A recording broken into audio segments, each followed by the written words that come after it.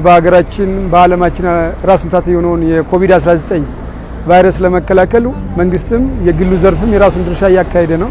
ከዛ ውስጥ አንዱ የህብረተሰብ ክፍል ላይ ስለዚህ በባህር ዳር ከተማ ውስጥ የህብረተሰቡን ግንዛቤ ለመፍጠር የበሽታው ከተገኘ ከተባለ ጀምሮ የመጀመሪያውን የፊት መሸፈኛ ጭንብል በመስራት ለህብረተሰቡ መግዛት ለማይችሉ በጣም ብዙ ቁጥር ያላቸው ማስኮችን በትነናል።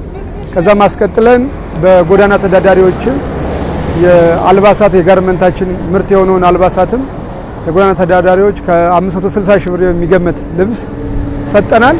ከዛም ያው በሽታውን ለመከላከል አንዱ የሶሻል ዲስታንስ ከዛም አልፎ የህዝብ የሚበዛባቸው አካባቢዎች ህብረተሰቡ ተራውን ጠብቆ እንዲጓዝ የዲስታንስ መጠበቂያ ቀለም የታክሲ ፌርማቶች አካባቢ ቀብተናል።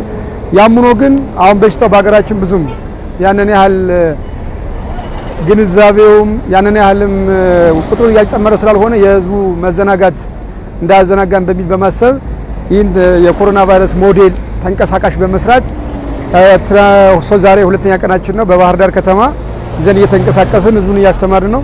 የተሰጠንም ውጤት እስካሁን ከሰራናቸው የተሻለ ነው። ህብረተሰቡም የኮሮናን ያው በፎቶ በስዕል ነው እስካሁን የሚያውቀው።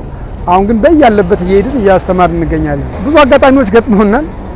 የህዝቡን ያለውን ግንዛቤም አብዛኛው ሰው መኪና አስቆሞ ነው ካሜራ እያነሳን ያለው። ግን እኔ በጣም ከገረሙኝ ውስጥ አንድ እናት ያው ሲያዩት ነጠላ ለብሰው ነው የነበረው። ነጠላቸውን አውጥተው አፋቸውን አፍነዋል። አንድ ወጣትም ልክ ሲመጣ ሲያያት በስማ ምናምን ብሎ የሚመጣበት ዙሮ ነው ሩጦ ያመለጠው።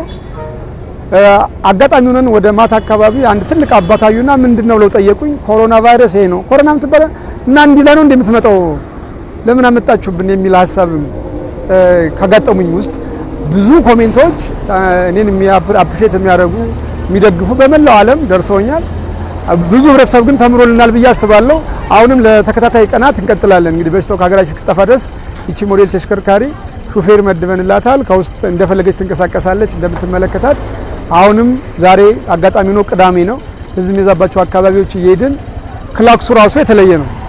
የሚያስደነግጥ የክላክስ ድምጽ ነው የገጠምንላት። አብዛኛው ሰው ትኩረት ያደርጋል።